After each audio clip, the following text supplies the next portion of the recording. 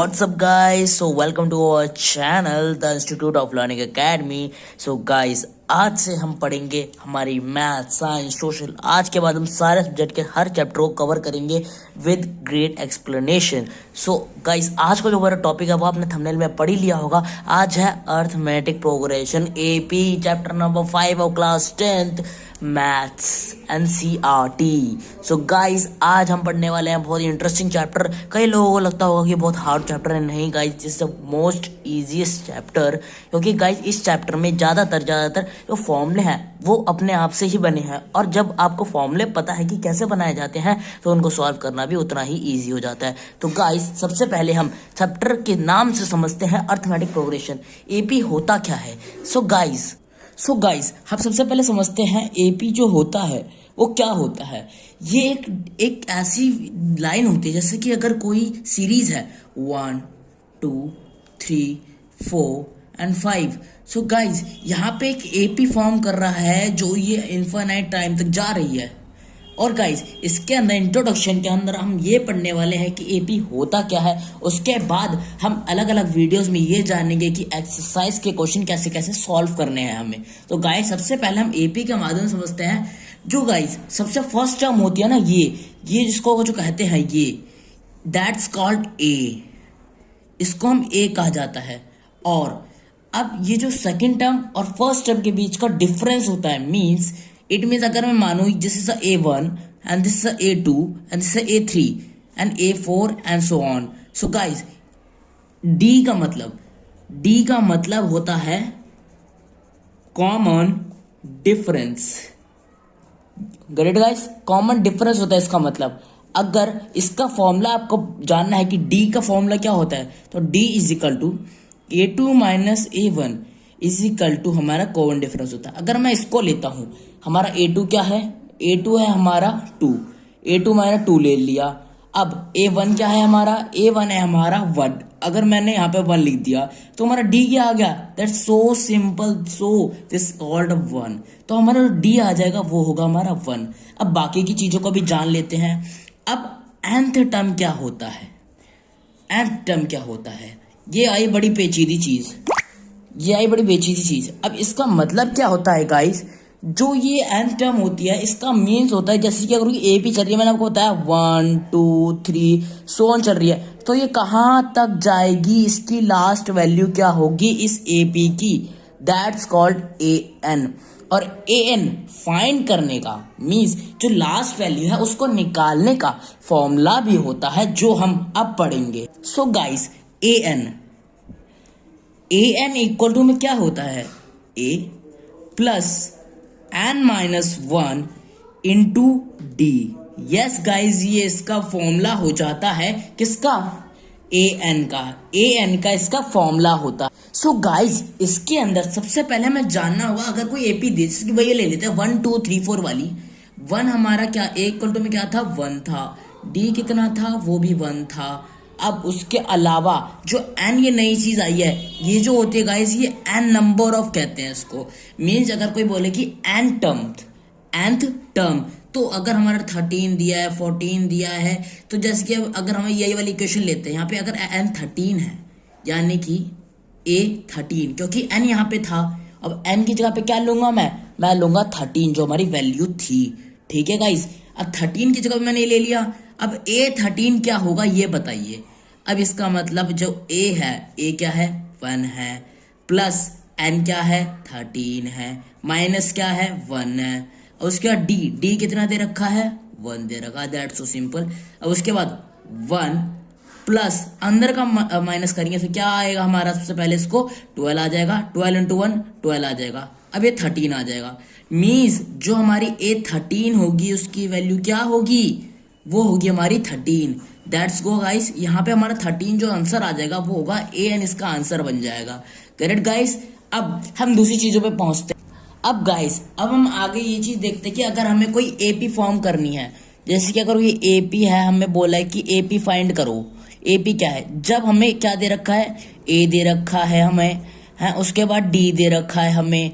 ठीक है, अब उसके बाद हमें एक और चीज दे रखी होगी, क्या? वो होगी हमारी एन टर्म। गेट गाइस, वो भी दे रखी है। अगर हमें एपी निकालनी है तो मैंने आपको बताया था एपी कैसे फॉर्म होती है, A1 A2 A3 A4 and so on चलती रहती है। यानी कि ये चीज चलती रहेगी तो हमें एन के ए क्या होता है ये हमें जानना होगा, इक्वल टू में क्या होता है ये हमें समझना होगा। तो सबसे पहले हम इसको आगाते हैं गाइस, A1 इक्वल टू में होता है A, जो हमारी बेसिक वैल्यू होती है, और A2 होता है हमारा A plus D. Yes guys, ये जो कुछ फॉर्मूले हैं अगर आप इसको याद कर लोगे तो आपको ए बी बनाने में बहुत ज़्यादा इजी हो जाएगा, क्योंकि अगर A2 निकालना है तो ए में सिर्फ और सिर्फ आप डी प्लस कर दीजिए। अगर आपको A3 निकालना है तो A प्लस 2D कर दीजिए। गाइस में ये करना होता है, जैसे कि ये 3 है उससे एक कम वैल्यू लेनी है हमारे D के साथ। इट मीन्स अगर A4 दे रखा है तो इसका कितना होगा, A प्लस 3D होगा यहाँ पे। ग्रेट गाइस, अगर दे रखा है जैसे कि A दे रखा है हमें 5 दे रखा है और D दे रखा है हमें 2। ग्रेट गाइस, अगर ये सिचुएशन बाई चांस ले लो, अगर ये होता है तो हमारा A क्या हो जाएगा, A तो हमारा जो वैल्यू है वही हो जाएगी, मीन्स 5, और A प्लस D यानी कि 5 plus 2 it's called 7। Great guys, अब 2D यानी कि A3 निकालना है तो क्या होगा मेरा इसका आंसर, 5 प्लस 2 इंटू 2, तो 2 2 4 and 5 is called 9। Great guys, अब एक ही जगह पे 5 ले लीजिए, इसमें भी इसके अंदर 3 एंड 2 6 एंड 5 इज कॉल्ड 11। गेट गए, और इसकी जो एपी बन जाएगी वो होगी 5 7 9 and 11 and so on. So guys, ये बहुत ही इजी होता है अगर आपको एपी फॉर्म करनी है, अगर एपी निकालनी है तो this is a so simple method. अब गाइस मैं इसके थोड़े एडवांस तरीके पे आता हूँ, जैसे कि आप काफी सारे क्वेश्चंस हो गए वो तो हम एक्सरसाइज में देखेंगे। आज हम सिर्फ इंट्रोडक्शन में सारे के सारे फॉर्मूलाज को कंप्लीट करेंगे, अच्छी तरह समझेंगे कि सारे फॉर्मूलाज कैसे बनते हैं।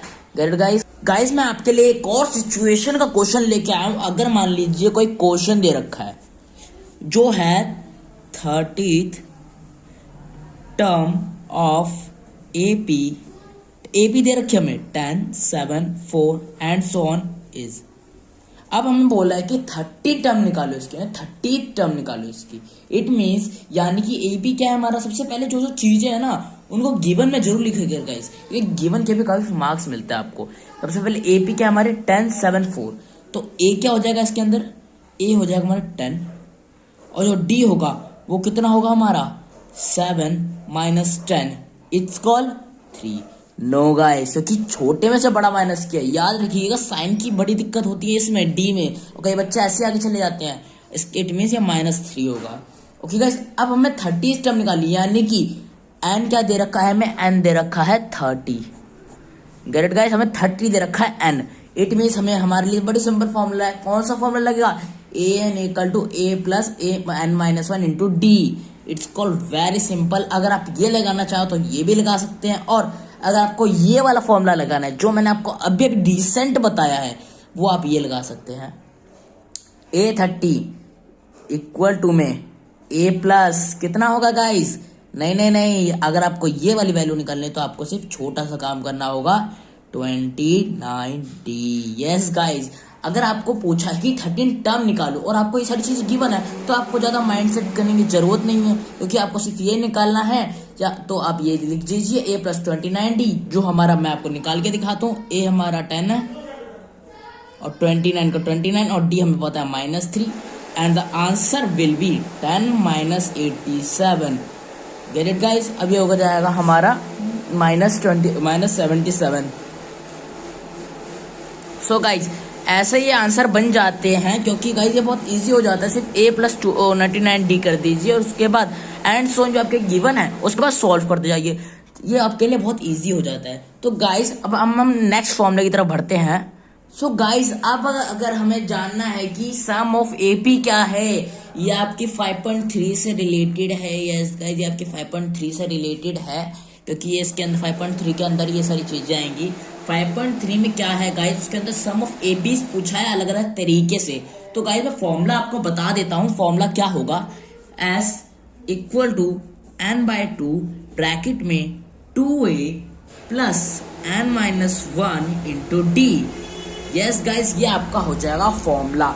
For the sum of the A P, N पता है, टू ए पता है, डी पता है, तो आप बिल्कुल आसानी से इसको सॉल्व कर सकते हैं। बाकी अगर आप क्वेश्चन करोगे तो और भी अच्छे से समझ आ जाएंगे, जो हम करेंगे बाद में।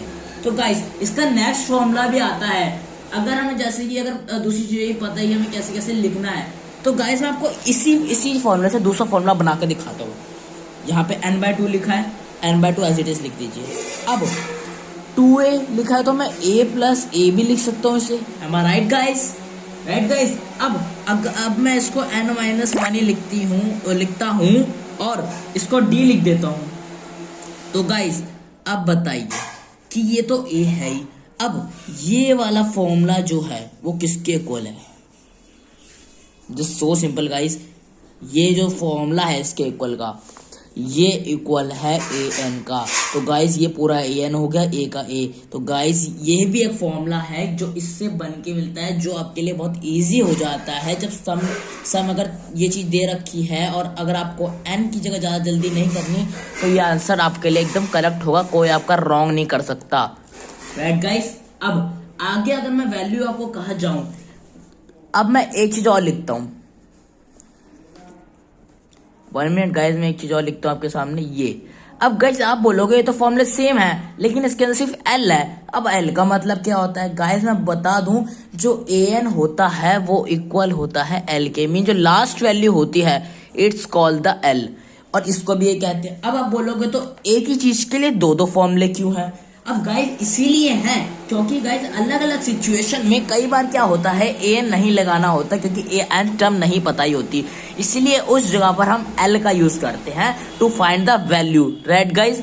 अब ये तो होगा हमारा A N equal to L. So guys अब लास्ट बट नॉट लीस्ट एक लास्ट फॉर्मूले पे आते हैं हम, S N equal to N plus 1/2।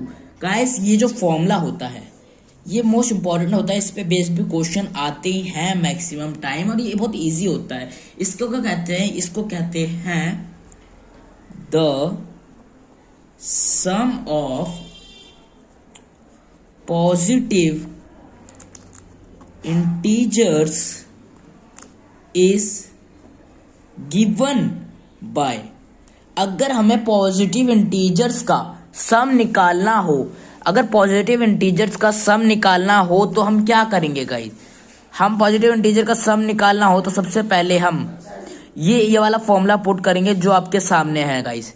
Get it guys? और अगर हमें पूछा जाए कि सम ऑफ पॉजिटिव इंटीजर बताइए और हमें n दे रखा है, तो उससे हम बड़े आराम से बिना किसी दिक्कत के by the this formula we can apply, और हम इसको बड़े आसानी से निकाल सकते हैं। तो